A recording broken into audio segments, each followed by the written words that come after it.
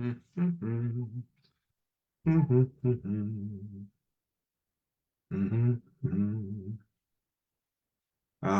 there we are. We just tap on this.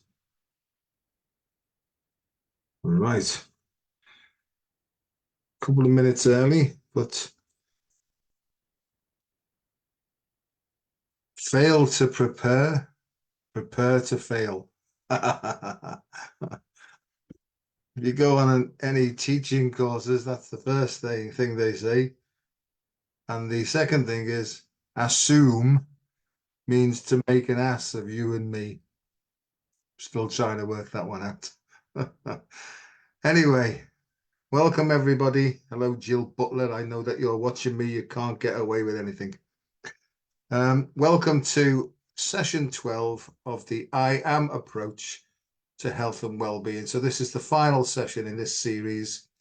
I'm hoping to do another series later on down the line where I will take individual components of this IAM approach and spend maybe a full hour on maybe the physical attributes and different things like cardiorespiratory health and the movement science and all these sorts of different things. And then we'll move into emotional intelligence, and then we'll move into intellect, and then we'll talk finally about spiritual intelligence. What does that mean? So I'm going to sort of go over these things this evening. It's this evening over here in the UK. And I'm just going to try and bring together the main points of what I've covered. Now, after I've finished this session this evening, I will upload it onto my YouTube channel, which is called Getting Real with Dr. Joe. And so you will find some of the other sessions on there. And then eventually, I'm hoping to upload the 12 sessions onto the Solargy network.com. So that will be www.solargynetwork.com.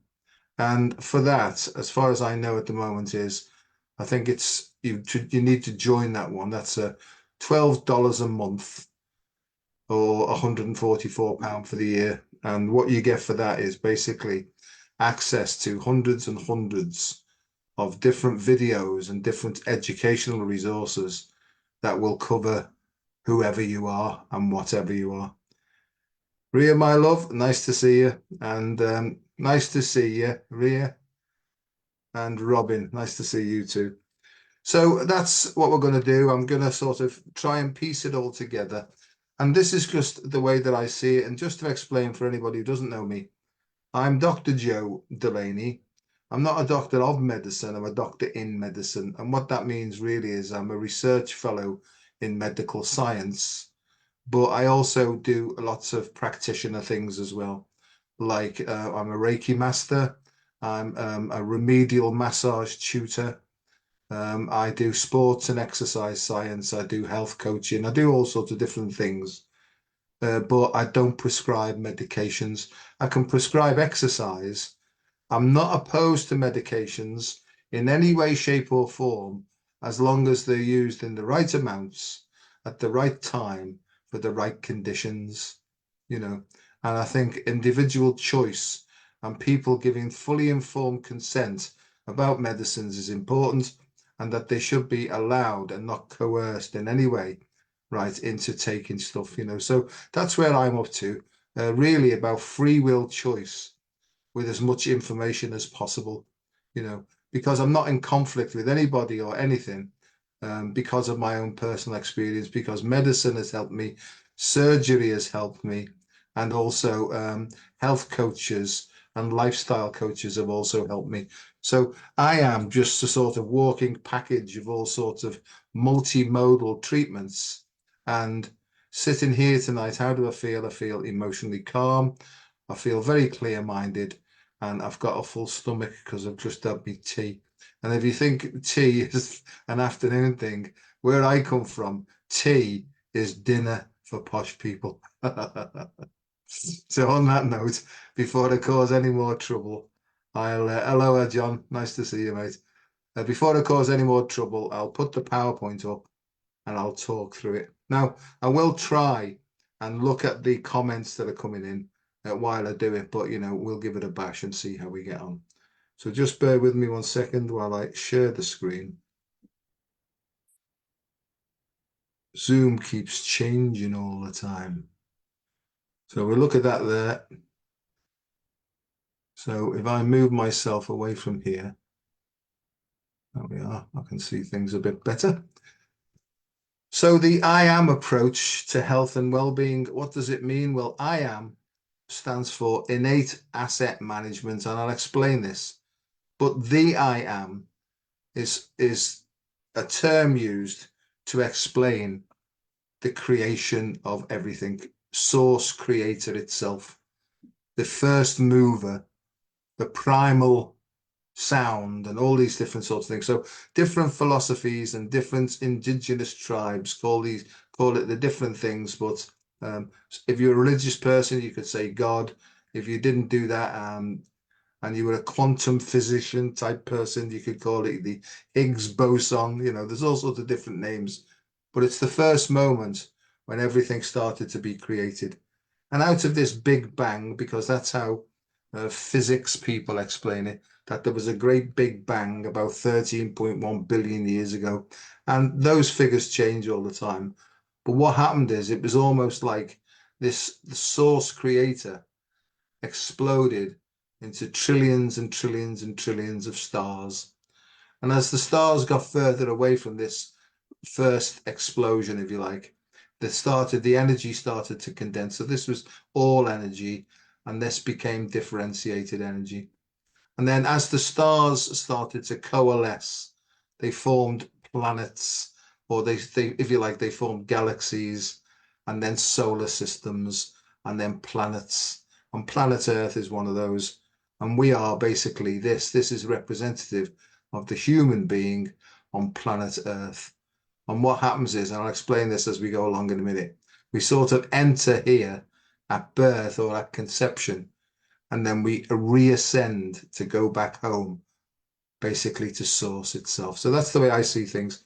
This is called bringing it all together. So I'm going to do my best to try and do that. And I've called it multi-sensory. So that means bringing in all our senses and use them in a more expanded way to pick up more information about how it all works. Multimodal means different skill sets and different abilities. So this is really bringing in, right, cognitive thinking, feeling, and doing. So in thought, word, and deed, and reintegration is because, in my understanding, we've been disintegrated, or we've been almost like deconstructed, and our sort of our bits like Lego, our pieces of Lego are now being put together in a different way in order for us to succeed in the way that the world is now. So that's basically what this talks about. So this is my focus really. I don't know what's going on. There's much going on in the world. There's one set of voices cries, all this is happening. Another set of voices completely opposite say, no, it's not that, it's this. So there's information coming in through our senses, and we've got to basically make sense of it, really. Let me just go back to there. So this is about my story was, and I won't bore you with the details because I became very ill. I became addicted to alcohol and any substance really that made me change or made me feel different. And that's what I got hooked to really, is that generally speaking, if I didn't have these substances, I felt that terrible and just wanted to kill myself all the time. So any substance I could take, right, in order to change the way I felt, I became addicted to really. But what I didn't realize is rather than taking stuff from the outside, there were certain techniques that I've learned, and I pass on the information to change the way that I process information on the inside. So as far as I see it, this works from the ground up and from inside out. And yet it is to me about behavior change, because the last thing I wanted to do was change my own behavior, right? But try and force or coerce other people outside of me to change their behavior to suit me. And I can see, and I'm only talking about me now, but I realize that if I accept responsibility for the choices I make and my own behavior, then I'm 100% free then. I can't blame anybody else because no matter what anybody else outside me does, it's the way I process that information that determines the way I feel, think, and act. So that's, I suppose, being a master of your own emotional self. And it's almost like my life was set up so that I could learn that really. So I got down here. I made two very serious attempts to take my own life, which thank God didn't work.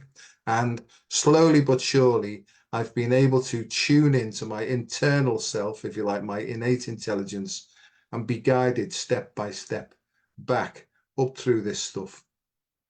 Now, there's lots of people going the other way around. I reckon I'm sort of coming back into this green. There's still bits I need to work on, but in a couple of weeks, I'm 69 years of age, physically, mentally 17. That gets me in trouble all the time. But what can you do? So I've got the mind of a 17-year-old and the body of a 69-year-old, but I'm doing well. I'm doing okay.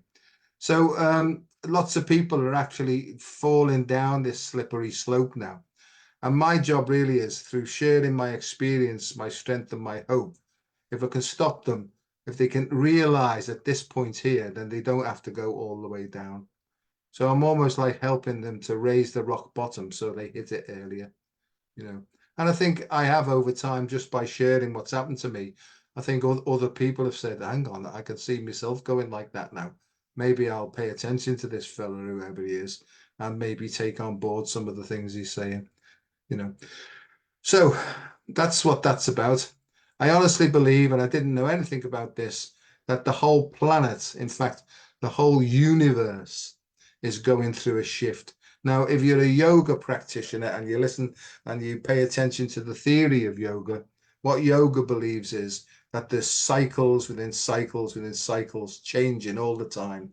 And we're just coming out of the worst cycle, if you like, the lowest vibration that's called the Kali Yuga, and we're moving now towards a more golden age, but it's going to take some time.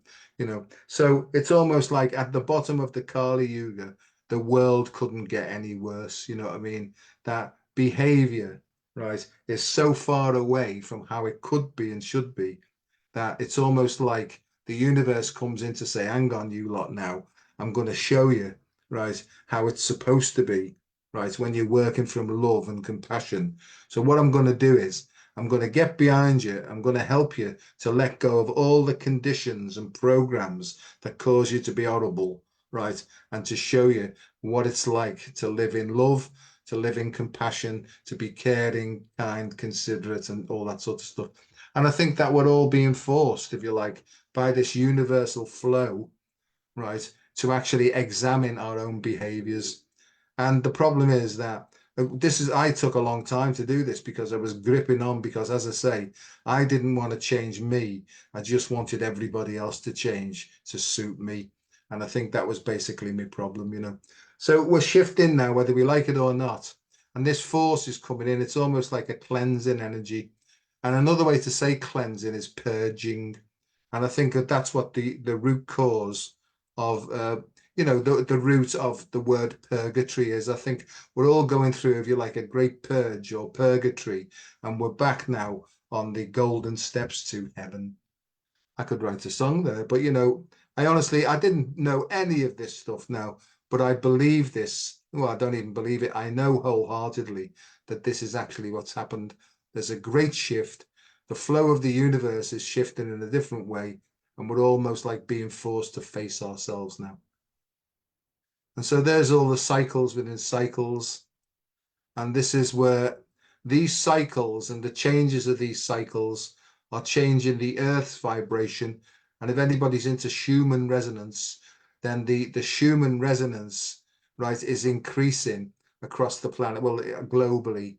And what it's actually happening is because we're on the planet Earth, as Mother Earth itself changes and evolves, then the vibrations of Mother Earth actually affect our brain waves and cause us to start changing our behavior as well. And the biggest problem is hanging on to the old, hoping that it's going to get okay. And I don't think it's going to work like that. So many people now are falling apart because they just don't understand what's happening. And as I've explained here, I didn't believe any of this, but over time, I've come to see that it's very, very clearly happening now. So anyway, so the I am approach, what does it mean? It means innate. It means working what you're naturally good at. Your assets are those skills and attributes and thoughts that, when you practice them, you feel enthusiastic, you feel joyful, you feel like you've got a purpose. So that's what this is about, is it's coming away from what everybody else told you to be, you know, how you were socially engineered into becoming basically a programmed automaton. Oh, steady on, Joseph. Right. To be freed from these programs and to be, if you like, brainwashed and deconditioned. So our brains are being washed of all the old faulty programs and we're being restored, if you like, to our primary selves. So our second nature, which is learned behavior, is being washed away and it's basically leaving us with who we are and who we were supposed to be. That's how I see it. And then it focuses on what's strong in the individual and not what's wrong with the individual. And this is called an asset-based approach. Because generally speaking, in the world we live in, you can do 99 things brilliantly and one thing wrong. And basically everybody picks on the one thing that you didn't do right. So our focus is very critical. It's very negative. But my approach, or the approach that's been shown to me, it will focus on what you're good at, and what you're not good at, you can let somebody else do that who's good at it, you see. And that's the way people working together. It's an individual approach. And then we meet up and mix them with people who do different things, but it fits into the great scheme of things to improve the world. I think that that's what this is all about. I've called it deliberately developmental, mindfulness based, and it's a stress-free education program. So we called it DDMBSR because basically, if you practice these things, right, you will start to ascend or grow.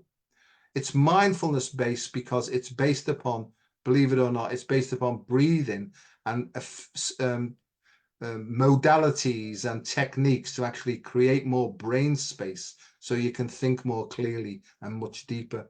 It reduces stress through breathing techniques.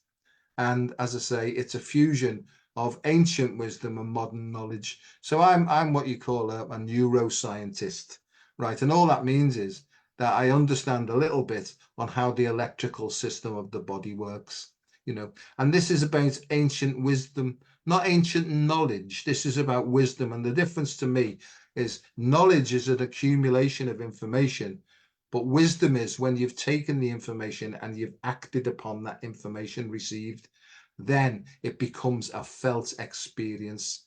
They call that somatization or something like that. Somatization. I can't say it properly. It means that it embodies, you embody it when you take action. And that's basically how we learn. And essentially, it's about managing time and energy because, it's about your primary self will be able to work at its own pace, doing its own thing, right, and basically owning itself. So this is about to taking responsibility and re-owning your behavior and owning up to who you are. Hope this is making some sense. Let me just see here. Let me think. TK Sunshine, that's a nice name. I've never seen that before. And it's holistic because I'll explain why it's holistic in a minute, because it really is wholehearted, wholesome. So there's a nutritional element. It's wholehearted because unless you do things wholeheartedly, there's no real joy in life, is there? And, I was working half-heartedly because there was part of me that was thinking, what's the point of all this? It's a whole person approach.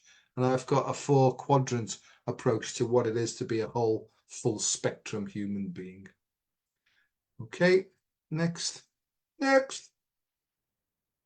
So it's about this, and when we go, more or less, when we go to ordinary medical general practitioners, he'll examine our physical bodies, and that's called the biomedical approach. If you're talking about feelings, he might say to you, how you feeling? Well, pull yourself together. And then he'll stay well, start thinking like this, so you may go along to a cognitive behavioral therapist. I'm not knocking CBT, please believe me. We need all to work together. And he might say, or she might say to you, the next time this occasion happens, just do this. So they give you alternative reframing approaches, but sometimes the power and the force of habit is so powerful that no matter what you do, you just can't get the power to overcome it through thinking. There is a different way, and it's this way here. And when I talk to spirituality, I'm talking about energy, the energy processes that go on in the body. Now, I'm not talking about religion. I'm not a religious person, right? In the way I don't follow any particular religion, but I do believe fundamentally that most religions at their core are basically all saying the same thing, that love is the answer. And when I'm saying love now, it's not human love. This is some love that actually comes from beyond the human being you know. And I think it comes from within the human being, but it feels like it's beyond. And that's when I'll talk about the soul, because I say soul is the source of unconditional love. That's how I remember that. And as I say, I'm not a religious person. I'm not trying to brainwash you with any religious stuff and stuff like that. All I'm saying is at the core of our being, I think that's where all the power is. So if we can find methods to tap into this core and to tap into this unsuspected hidden resource of energy, then things start to change. Or should I say, that's what happened to me because I lost everything because I was still trying to find the answer from me head. So this is really about methods to get out of your head and into your heart. And if you do a bit of French, in French, core means the heart you know, and courage comes from the heart. And this morning when I woke up, and this is the way it works with me, my intuition sort of inspires me with little phrases. This morning it was almost shouted out, Coeur de Lion, and I thought I've heard that. And that was lion heart. So that's what I woke up this morning with the word lion heart. And I won't bore you with all the connections going on with that at the moment, but my life has changed and my information sources have actually changed. And unless you're balanced in those components, then I don't believe that you can be a whole person. So that's where I'm up to. Whole person is another way, it's holistic. And what I was living really, I can see I was living a three-quarter life, really. Or to be honest with you, it was like 2D. I was just gut feelings, think defensively, back to gut feelings. So I was only living a 2D life. And I was always trying to hide away from the emotions. And if you work out emotions, E is energy, motions is movement. And I was very repressed in lots of areas, but I'll explain this as I go further.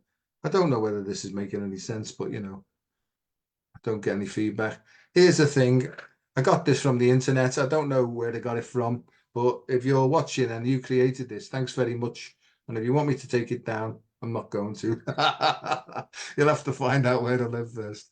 So this was perfect for my sort of the way I'm knocking this together because it's like the four quadrants are always working dynamically. That just means that there's movement going on all the time because nothing is static. As somebody said once, I never met him, but he said, you can't step in the same river twice. I'm still trying to work out what that means but there's always a flow going. And I like this because it's a spiral. And I think that I'll talk about circles and spirals as we go further. But I think that the thing to be is that it's always these four quadrants working together.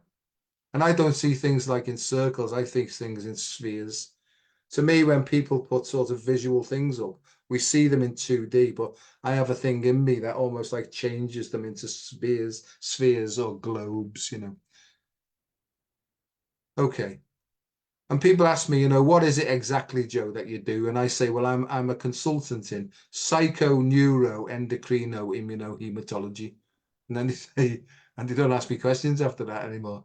But just to explain it, my understanding is that we receive information through our five senses from the external world, but also from our interoceptive, our inside feelings as well. And we've got to try and make sense of that. So the P here could be psychology, but I think if we change that more to perception, the way we see things, what will happen is different people in the same circumstance will see things in a different way because their perceptions are different. And the way they see and interpret that information that's coming from within and from without, it will transform the information from one form of energy into an electrical signal. That then is sent through our nervous system, which is basically the electrical system of the body. And this is where it becomes brilliant then. It will then send electrical signals, electrons, that will stimulate the secretion of various biochemical substances, mainly from the 7 major endocrine glands. Those endocrine glands will secrete substances to the same degree that we send the nervous impulses down the line. Don't you think? I mean, I think that's absolutely fascinating. So these substances then will go into our plasma and into our bloodstream, and they will affect the way our cells work at the stem cell level. So in a way, how we see things determines what we become. And I don't think that medicine's caught onto this at all, really. And that's why I keep putting this along. And there's loads and loads and loads of new stuff coming out now, both in psychology, in psychosomatic medicine, and also in neuroimmunology as well. That's almost like suggesting that, yes, this is how it happens. And then what happens then is through feeling, we can feed back then to our perception and we can start the process. Now, what happens is most people try and change it here at the physical level, but in actual fact, they miss the point because really what needs to change is how we see the world. I hope that's making some sense. So we need to change how we process information in ourselves in order to create our new selves. But that sometimes takes a lot of courage to let go of the conditioned person we are to become the unconditioned person that we truly are. So, what I do, there's my PhD thingy just to prove. I'm a member of the International Society of Autonomic Neuroscience and the Physiological Society. I put that up there just to say that I am a proper person. I'm a proper scientist and I've got proper science qualifications. And my claim to fame was that during the course of my PhD, I found out that the way we breathe really regulates everything. It regulates how we see the world. It regulates how our heart works. And what I found here is the bump here, the hump, that's heart rate activity, if you like. It's our heart's flexibility and power at 12 breaths per minute. And just the very act of slowing down our breath by 3 breaths per minute, our heart power and flexibility increases. But the miracle happens at around about 6 breaths per minute, which is 0.1 hertz. Because what actually happens then, our heart power and flexibility goes exponentially, increases, whoosh, and that's where all the magic starts to happen. This would be called the 0 point, or at this point, we're placed in a position of neutrality where our emotions are balanced. Actually, what happens is our left and our right hemispheres start to cooperate with one another. And in that process, it's almost like a third channel opens. And how can I explain it? It's like being in a still point where nothing's happening, but everything's happening at the same time. So it's all about breathing. And apparently, when Buddha was asked, right, by his students, Bud, because they were like friendly, hey, Bud, is there any like shortcut to enlightenment? And he just said, just become aware of your breathing. And that was it, really. And I would say more than anything else is to everybody, become aware of your breathing. And as soon as you start focusing on your breathing, it'll change, right? But if you can actually get to a point where the breathing starts to breathe you, that's a really, really good place to be. When you realize that your breathing will breathe when it needs to, not when you tell it to. So I'll try and sort of link this in just later on. And yeah, that's a published thing that there, and that took me into the difference between nose breathing and mouth breathing, and the way that if you breathe in one nostril, it affects the way your electrons work, and if you breathe in the other nostril, it changes the pattern of the how your electrons work. So fascinating, really. And that's, I suppose, the philosophy behind pranayama, alternate nostril breathing in yogic practices, holotropic breathing, where we can breathe quickly and change the way our mind works into, you know, all sorts of different things. So I've already mentioned this, but visual, auditory, kinesthetic, olfactory, and gustatory, they're the posh terms for sight, sound, touch, smell, and taste. And those things there are the basis of the Kabbalah or the Kabbalah, where we can use different fragrances, we can use different chanting and intonations, we can use different visions and different pictures, and we can actually change the way our perception works, because what's actually happening is our electrical system is being changed. And that's a fascinating thing. Kabbalah or Kabbalah, it changed in 2000 from the 10 sphere tree of life to the 12 sphere tree of life. It's almost like two of the missing spheres were put back on, and we gained the potential to become fully activated human beings then. So, the way we see things, can often be like misdirected, but it depends on the angle or the inclination that you see things that will make you choose certain courses of action. And I put this up before, I won't spend too long on this, but if you just look at this dancer, this really highlights everything for me on how information works. If you see the dancer turning clockwise, then you use one particular side of your brain to see things. If you see her turning anti-clockwise, then you use the opposite hemisphere. Now, some of you will say to yourself, she's changing. I swear to you, she's not changing. What's actually happening is, right, I'm coming out of this. No, I'll keep it on while I explain it. What's actually happening is the photons of light are coming in. They're hitting our retina at the back of the eye. The depth and the color and the frequency and the intensity of the photons transform into an electrical signal. So those photons then stimulate electrons to flow in your nervous system, right? It then goes down what's called the optic nerve, to do with the eyes. It's like a big wire that goes to the back of your head, to your occipital cortex, that's your vision cortex. Now, depending upon whether the information then goes to your right brain or your left brain will determine the way that this figure's going. If the information goes to your right brain, then you'll see it turning clockwise. If it goes to your left brain, you'll see it turning anti-clockwise. 4/5 of the population see her going clockwise, but there are 1/5 who see her going anti-clockwise, right? I'll just put this on because this was this was a whole talk by itself. But there's science behind this, right? So if you just look at that middle one and just gently relax your shoulders and relax your jaw and relax your eyes and relax your nose and relax the root of your tongue and just keep your eye on that middle one. And without moving your head, just cast your eyes to the left-hand side and you'll probably see that one turning clockwise. And once again without moving your head, cast your eyes the other way and you should see that one turning anti-clockwise. So what you're doing is, as you move your eyes, you're engaging different hemispheres. And if anybody's ever heard of eye movement desensitization and reprocessing, EMDR, this is the basis of this. But what's supposed to happen is, if you look at the middle figure, as you focus and your hemispheres start working together, you probably see them all working in the same direction. Fascinating. Okay, so I'm coming away from that now just to explain it a bit more. I'll leave that on for a sec.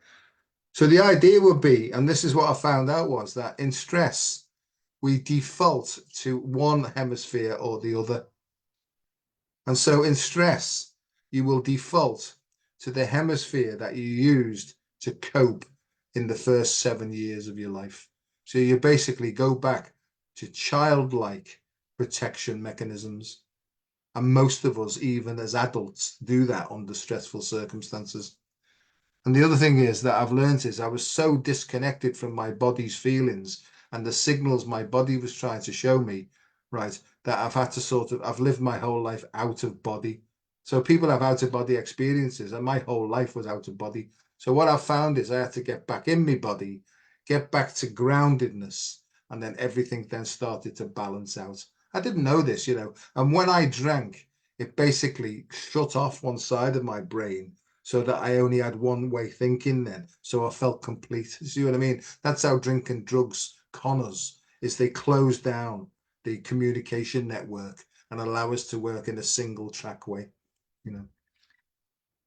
Okie dokie. So, and this is how I've seen life now, is that life comes in stages. All the world's a stage, and every man and woman has a part to play, as Shakespeare is reputed to have said. So we come in here really, and we go through different phases or different levels. When we come in, we've got no ability to reflect on things because we've just been born and we've not made our own mind up yet. So we come with a set of preconditions or instincts that are there temporarily to keep us safe, you know. And then as we then grow and our own mind develops, what comes on board then are the organs of sex then, right? And then as we move then further, we start to expand further and we go into the society of other people and things like that then. And then we always have this sort of area within us that's always gauging how well we're doing in the world. Now, most people don't get past this stage. What they do is they criticize themselves, or they come to the end of the thinking, or they find it so stressful that they go back into these earlier stages to still look for answers. The idea would be is to stay still long enough to practice mindful techniques, and then you sort of get carried up then into the intuitive part of our nature then. Right. And then from there, we get guided and guarded by an internal resource rather than looking to society for our moral code. So I call this first bit here societal engineered morality, or if you like, an external moral code.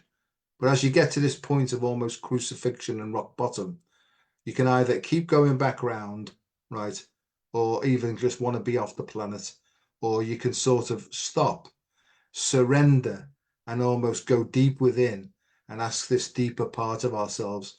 I've made a cock up of my life. I don't know what to do. I've listened to all the experts. I've practiced what they've said and it's not working for me. What do I do? And it's almost like a voice that says, like, why don't you listen in rather than listen out?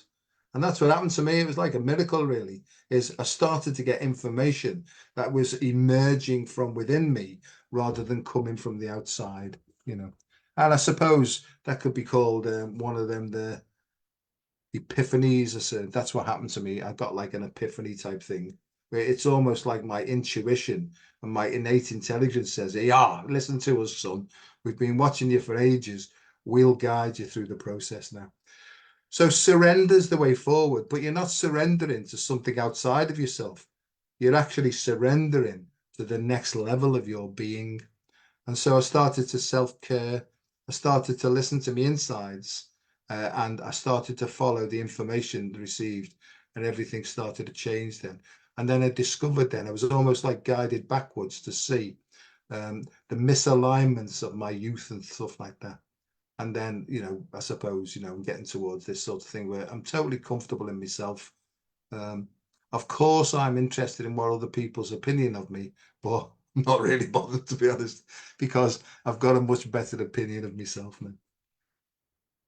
And then I was turned then, and all my biomedical colleagues says, yeah, you don't want to be listening to all that old nonsense, that all that Eastern philosophy stuff. What a load of old nonsense all that is. But something in me said, hang on, Joe, right, go back and see if you can glean any information. And I found out that these things, the chakras red, orange, yellow, green, blue, indigo, violet, they ascend in frequency. So the frequency increases. As the frequency changes, it impacts upon our brain waves and changes the way that we feel. And so sometimes you can have these lower frequencies that are more intense. So it keeps you sort of on the defensive all the time. So sometimes you have to let a lot of the power from here go to different places. I mean, it's just totally fantastic. But what I found is that these chakras correspond to the seven major endocrine glands. And the first one here, the root chakra, which is based, if you like, at the perineum, right, is associated with the adrenal glands. And that's where adrenaline is secreted, because that's the most ferocious defensive hormone. And then we move up into the sex ones here. If you're a female, right, then you will have estrogen. If you're a male, you will have testosterone. But all men and women have a combination of both masculine and feminine hormones. So depending on the combination, right, and the relationship between testosterone and estrogen, for example, will determine your feelings with regards to your gender. This is so important here because this is about the physical sexual organs, if you like. But this is about sex, but this is about gender. So you can be like, a toned, fully muscular, 10-tone sort of, what do they call them? 10-pack person, male, but you can have lots of estrogen, right, which will actually give you feelings of a much more feminine nature. So do you see how that works, really? I'm not trying to cause any trouble. It's just that, of course, these two things can cause murder if society have different views on it, you see. So I think that that's what we're going through at the moment, is there's a lot of insecurity and stuff that's coming from that there, so it can affect the way you feel about yourself. Anyway, that's a talk for another day. So there's the sex glands there. The society one is supposed to be associated with oxytocin, which is the bonding hormone, but that's also to do with insulin and glucagon and your liver and your stomach and your pancreas and your spleen as well. So there's all sorts of different biochemical substances that are interrelated here. So insulin and cortisol is also related. There's loads of different interactions, and if you're doing it right, then you'll feel good about yourself. You'll feel strong. You'll feel confident. You'll know that you don't know everything, but you'll be willing to go out and discover more and more. But not many people, in my experience, get past this stage until they have a crisis in their life. And sometimes the crisis doesn't need to be mollified or anesthetized with medications. I'm talking about my journey here. You have to make your own mind up on this. So sometimes the anesthetization and the changing of your biochemistry with externally derived substances is possibly not the way forward. Maybe that you can do it through breathing techniques, through the use of positive emotion, and also through movement as well, because I think they're very important. And then you start to self-care. One thing that I've noticed is that we will live in a very, very toxic world. You know, it's almost like there's a setup to keep us poisoned and to keep us ill, you know. So I think that we live in a very chemically toxic world. So what I've done is I've tried my best now to make sure that my food and my drink is as clean as can be, So I'm in a fortunate position where we can afford to have some organic foods and pesticide-free foods and stuff like that, and naturally produced foods, but also filtered water, plenty of fresh air, plenty of nature. So, and a lot of the natural stuff doesn't cost a lot, really. It's just getting out in what's called the green gym and just taking on board as much sunshine as possible. So that's another story. And, I don't know whether people, I don't get into the fight about things because some people feel that the whole thing's being manipulated by various people and that it's manipulating of electromagnetic energies that's causing it. My honest belief then is if we sink deep enough into our intuitive self, then it will guide us and help us to navigate through all these peculiarities. So that's just my view at the moment. I'm not fighting anybody or anything, but it's not to say that I can't stand up for myself if I need to, but that's where I'm up to with things, really. This is basically the stages, and I think that at 3.49, you get a choice. You can either surrender or you can either go back here, back into society and look for answers from external experts, or you can become your own internal expert then and start to listen to the intelligence that's just waiting to break out and guide you, you know. And I think then this is spiritual awakening. And some people have a spiritual awakening here and they think that they've made it, you know, but it's just an awakening, really, you know. And I think most of us, right, are still rubbing the sleep out of our eyes and seeing more clearly, you know. And when you get to number 7 here, you come out the top here, out of the crown, and you come back again with a different story, maybe, or you go off into a different timeline and stuff like this. So we move from instinct, we then develop our own knowledge base, and then we have to let go of that to realize that it was nonsense because it was stuff that was fed to us that didn't work. And then we start to rely on our own intuition then. And then basically our life just becomes one of inspiration, you know. And that's how I think it works, really. So we're hacking physiology. And let me have a look at the time here. Oh, Christ. I don't know if I go on. I'll whiz through some stuff now and go through the major points. But this is really about, generally speaking, we use our cognitive capacity to try and take on board our own ideas or other people's ideas. And we try and apply those to change the way our body works, especially at the heart. The approach, the IAM approach, works exactly the other way around. It changes the way the heart works through breathing and positive emotion. And it's been shown now that the way the heart beats, it reflects on how the brain waves work as well. And so if you can slow your heart rate down and get it to be more flexible, it changes frantic beta brainwave patterns to something called alpha theta patterns. And that's a state of relaxed alertness. But you can't think your way into relaxed alertness if you're stressed because you're putting more thinking and creating more pressure in your brain when really you need to get out of your brain and back into your heart. I hope that makes sense. But really, you know, it is as simple as just become aware of your breathing. And I'll explain this as I go along. Here's some science of it. I'm not going through that now, but just to show that we can change our breathing pattern and we can use positive emotion, sends information through our, this is the brain, the central nervous system. That sends information down two pathways to the way the heart works. And then it causes the heart rate pattern to do that. So if it's negative, the pattern will be like this. If it's positive, it'll be much more flowy and wavy, and our pattern will be like that. And that pattern that emits from the heart will send information backwards to the brain.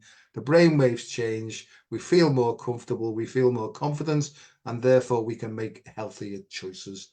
And it is, honestly, it's that simple.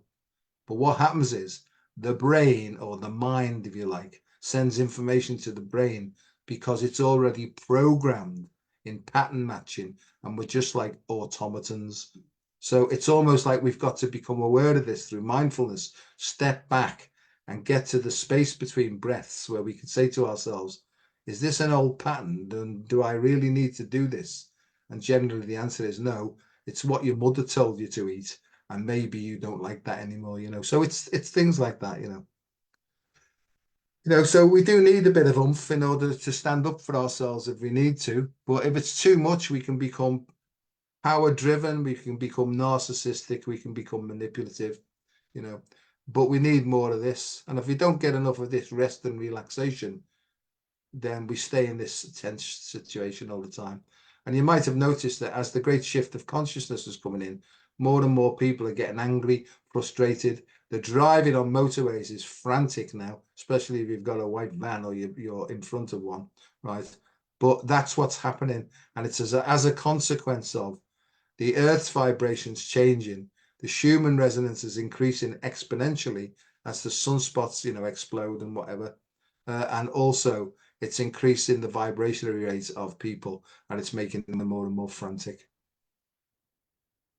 And what we really need is we want these two to work together so we can live in a state of relaxed alertness.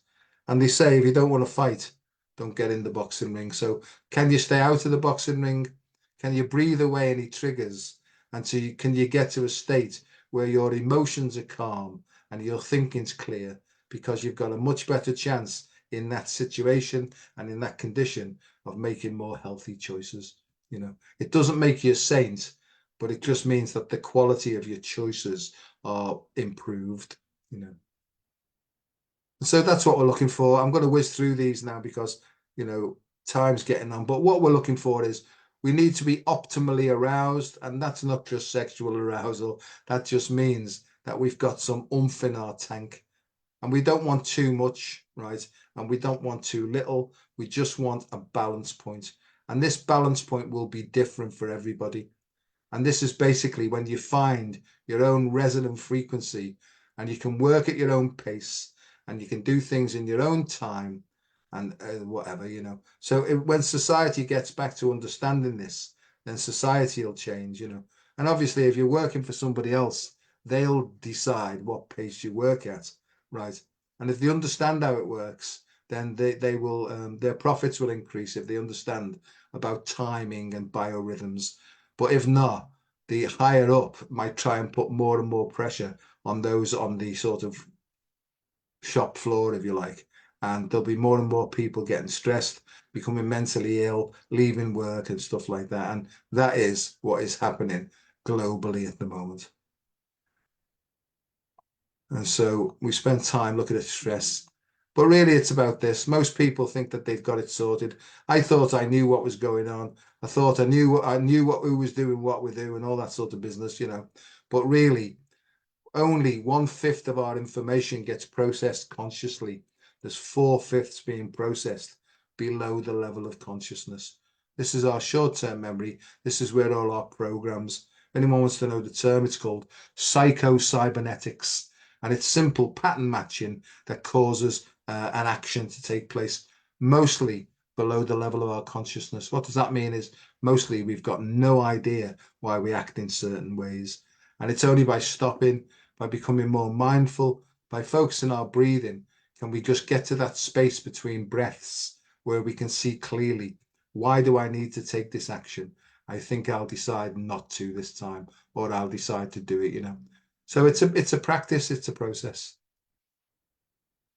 Under the influence, I've put this up before, but sometimes we're being influenced by stuff from the unconscious. Most people, children can't see that naked couple. They don't see that first and foremost. Children see 9 dolphins, right? There's the first dolphin and its tail. That's the first one I saw. And I had this slide for 3 months. So I don't know what that says about me, Catholic. 1, 2, 3, 4, 5, 6, 7, 8, 9. 9 dolphins. And that's because what's going on, the programs that are below the level of our consciousness, that means that we're not aware of them. They are actually influencing us through emotions to change the way our perception works. And that will determine the choices that we make in life. And once you start to know this, you can realize that basically we've just been like robots. And not only have we got our own personal programming that we've developed in our own lifetime, in our DNA, we also bring through our ancestral programs as well. And that's why sometimes you might find you do something, you think, oh my God, my hands are moving the way my dad did, or and that's the same as our Brendan, that and stuff like that, So you begin to see that there's almost like a cross relationship between all these things. Fascinating. And your health is your wealth, And unless you understand that the human being in its full comprising of, right, has got these 4 quadrants, if you miss any out, then you can't be what's called a holistic or full spectrum human being. And when I say spirituality, I'm not talking about religion. For me personally, I dumped religion because it influenced me so heavily. And that was hard for me to let go of because I thought, I'm not going to pay any attention to it now. I thought it was going to go to hell immediately. But somebody said to me, oh no, that's just part of your religious conditioning. And I was able over time to breathe it away. And what I'm saying is, I'm not saying that religion, if the religion that you follow helps you to be a kinder, a more considerate, a more energized, and a more nice person, then carry on with it. But if it's causing you to be a judge and you're judging everybody, anyway, shut up, Joseph. Okay. The balance of these is imperative. That means it's like dead important. But is your breath's currency? I don't know where I got that from. I think it was this woman. It's sort of anyway. And it really is all about this. This is the electromagnetic spectrum. This is the sun up here, high vibration, high frequency. And the further away we get away from the sun, the longer the wavelength becomes. And at these different points here, these waves have different characteristics. So here, for example, this is where we see visible light. But outside of this, we see we don't see ultraviolet light, because it's beyond our visible light range. But some people now are beginning to see things outside of here. They're almost like picking up stuff that's in the invisible realms and seeing differently. Some people are this works for sound as well. Some people are starting to hear different sounds. When we get down to this end here, the red end, right? This is about infrared. So we've got changes in people's sensations now. Other things that are changing now. People's tastes are changing. Their taste buds are changing now as this global shift in consciousness happens. They're starting to hear differently. They're starting to feel differently as well, because that's one part of it. So this is fascinating. And all it means is that our senses, right, work on vibration and frequency. And what's actually happening now is apparently the frequencies of all these things are increasing now as the sun's activity increases and as the Schumann resonance increases as well. It's extended. So it's like extrasensory perception, but it's really just an extension of our nerves. The sort of our radars are growing out. And the important thing is, as our radars grow out and we're picking up more information, if we can't process it properly, we'll become more irritated, more nervous, more frustrated, more angry, you see. And that's what I'm saying is, if you focus on feeling first, if you're starting angry, there are breathing techniques and positive emotion techniques that can restore your emotional calm.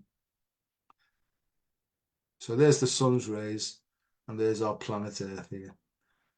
Now I'm going to whiz through some of these, but what's actually happening is, as this shift of consciousness happens, the brainwaves change, same signals down our electrical system. The nervous system's just it's electrical information in the form of electrons being passed to receptor cells and stuff like that. So that's what we look at when we strip off all our muscles and things. And there's all the nerves, the wiring diagram. But then it comes down here and it affects these organs as well. So there's electrical impulses going to all these organs, which, depending on the I can't think, the frequency of the electricity will determine how much of the biochemical substances get secreted. Don't forget, it all starts off in the processing center, which is our perceptual mechanisms. They've known about this a little bit longer than us. We've sort of picked this up in the last 300 years. These chaps here have picked this up 3,000 to 5,000 years ago. So maybe it's time to start, east is east and west is west, and maybe the twain should meet. And that's where it all starts, really. This is the cosmic Big Bang, and this is a Big Bang or a small bang. But this thing here, right, is passing information in.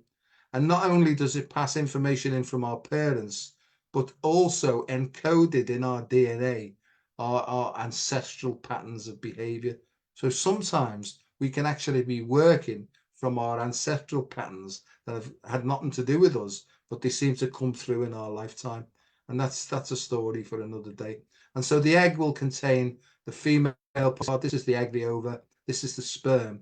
There'll be a mixture and a combination of these things that determine basically our physical body, how our minds are set initially from our instincts, and so on and so forth. And then that's what happens. And can we be influenced through this? So this is basically just what do they call it? A fission, a binary fission, really. And it just multiplies then. So it goes from the cell, the ova, the activated ova through the sperm, then the division process. And this is what an embryo being formed. I mean, I talked about this at week 6, I think. But in the biochemical environment of the mother's womb, in the liquor amnii, right, the nutritional information in there will determine the growth of the child. So mum's nutrition is important, and there's no blame here. I'm just stating facts. But also, it's been shown quite clearly now that the mother's emotional state while carrying the child will impact upon the biochemistry and the epigenetic composition, and it will impact upon the way the genes express itself. So, taking medications in pregnancy can cause problems, and malnutrition, emotional problems with the mom. There's loads and loads of different things here. There's no blame, because we can reset these things once we realize that mindfulness is a way to almost reprogram our DNA so that it affects our stem cells in a different way. And this is why I'm very hopeful and enthusiastic about this, because if we can change our mood state, then we change our biochemistry. If we change our biochemistry, then we change the signals that are going to our stem cells. If we change our mood state to one that's calm, considerate, loving, and everything else, then our stem cells will actually pick those signals up and will start to create us in a new light. And that's exactly what's happening. And if we had time, I'll talk about how light passed through the solar plasma and the water of the body. And this new, if anyone's interested, look up structured water. It's the fourth phase of water, and it's really all about how light is carried through the body, and it's to do with changing pH and stuff. It's just, we haven't got a clue. Or I'll say, I thought I knew what I was talking about, and I realized we're only ever just scratching the surface of what's going on. And that's whoever he is, in this liquor amni, he's in heaven there.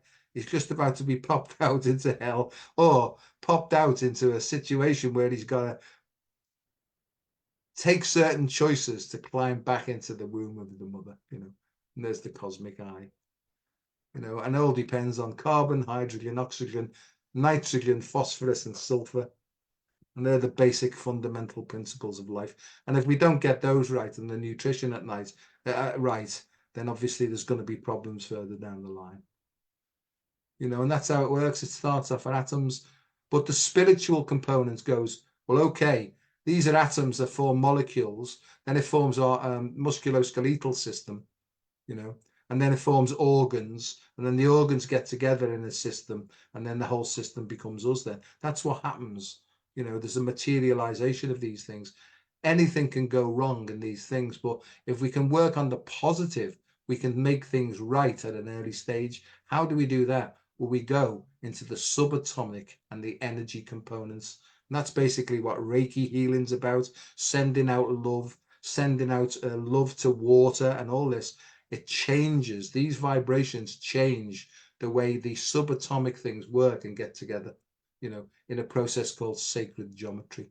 I didn't believe any of this because my biomedical head would just be saying, what a load of bollocks, right? And I realized I was totally and utterly wrong. And I'm all right with that now. I don't mind being wrong at all now.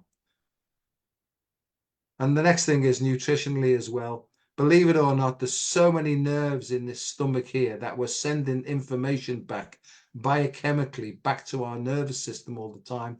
The nervous system then it recodes or encodes the information and then sends information back to our stomach then.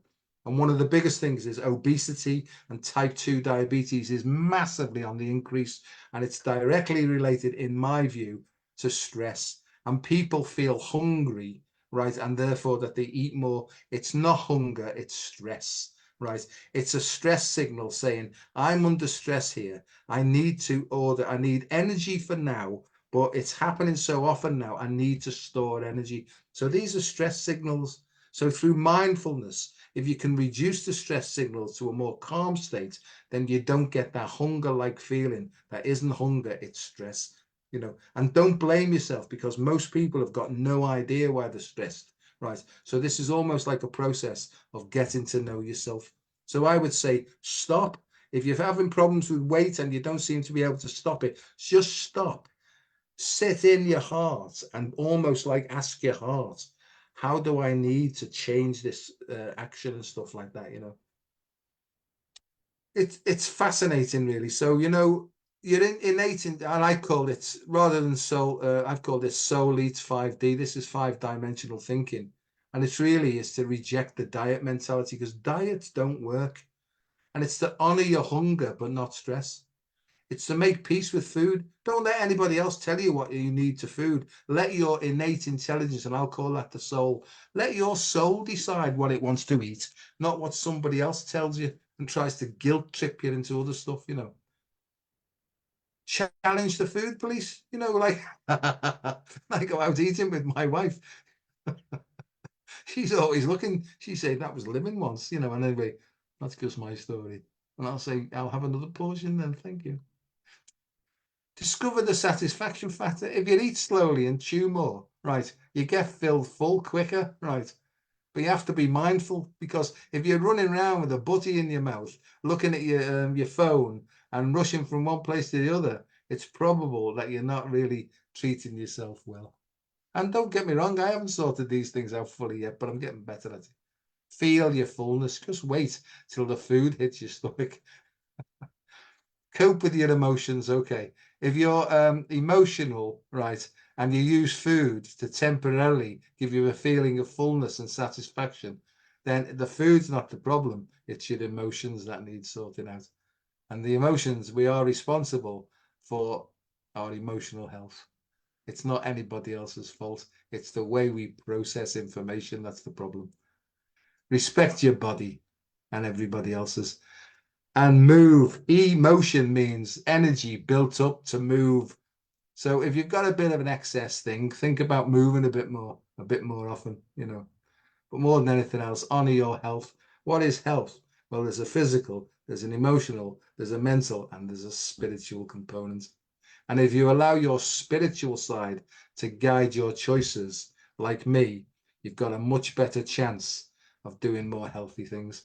Does it mean I'm a saint? Nowhere near. I've never felt less like a saint in my whole life, but I'm having much more fun these days.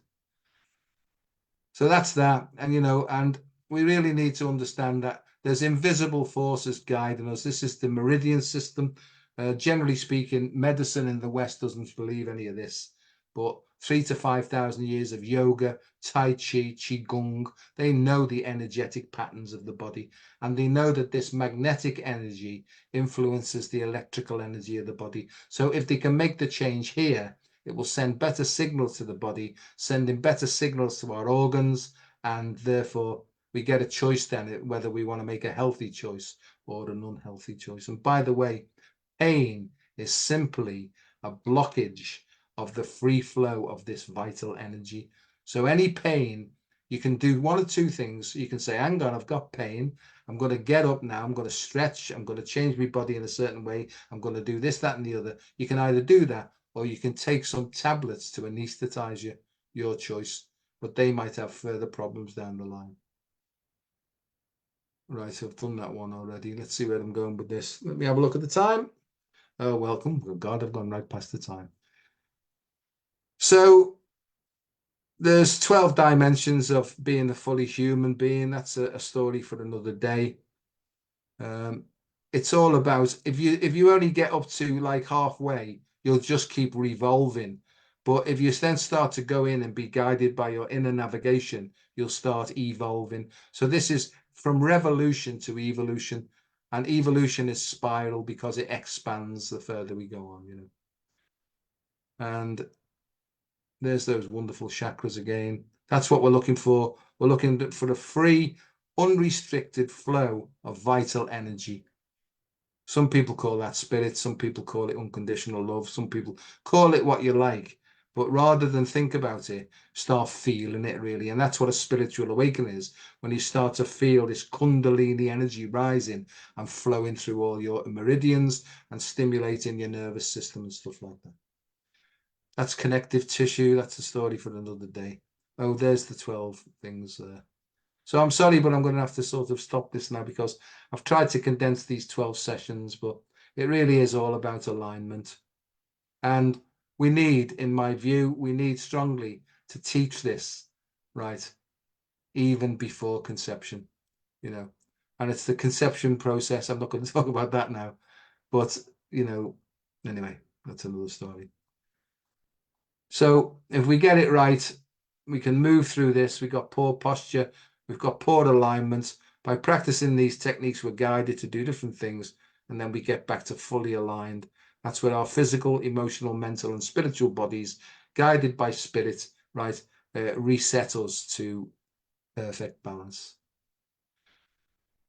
And that's really the answer is, and if you want to go on my YouTube site, it's called Getting Real with Dr. Joe. There's an explanation of how you can get out of your head and into your heart, how you can breathe in a certain way with a positive emotion, how that will then send up calming signals to your brain, which will send lovely biochemical signals to all your organs, and you start to produce a different person, really. And there's all the science of it, but I'm going to come out of that now. So bear with me. Stop sharing. Yeah, it's 8 minutes past 8 now. I've just gone on a bit. I always promise myself that I'll try and do the full hour and then leave it at that, but I don't. But I hope that you've got something from that. As I say, the plan is that I'll upload this, I'll download and upload it onto YouTube in a second or two. And then over time, when the Sology Networks comes back online, I'll upload the 12 onto the Sology Network. Yeah, and that's what I'll do. And I've sort of just started back again at university, so I've got a lot on at the moment. But my hope is to maybe spend an hour on one particular area. And before I start that, I might put a message out to say, is there any particular area that you want me to focus on? And I'll just give you what I know. And the thing about it is that, I know that I don't know. I really, really know that I don't know much anymore because there's just too much to know. But more than anything else is, I think you can get more information without the need to know by the way that you feel.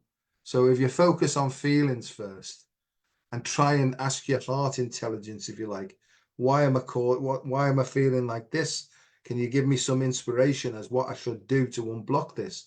I think you've got a much, much better chance of having a better quality of life, um, and so on and so forth. So thanks very much, everybody. I hope you've got something from that. Unfortunately, I haven't got time to answer personal messages and stuff like that because, I've got such a lot on and I have to try and be honest with my own sort of balanced state now. So if you've sent me any messages or emails and I haven't got back, I'm not being rude. I'm just managing my own energy. So on that note, may the force remain with you forever and ever, and keep smiling because the opposite of gravity and being grave, right, is levity, which means lightheartedness. So I think that's the key to a more joyful and happy life. Bye bye.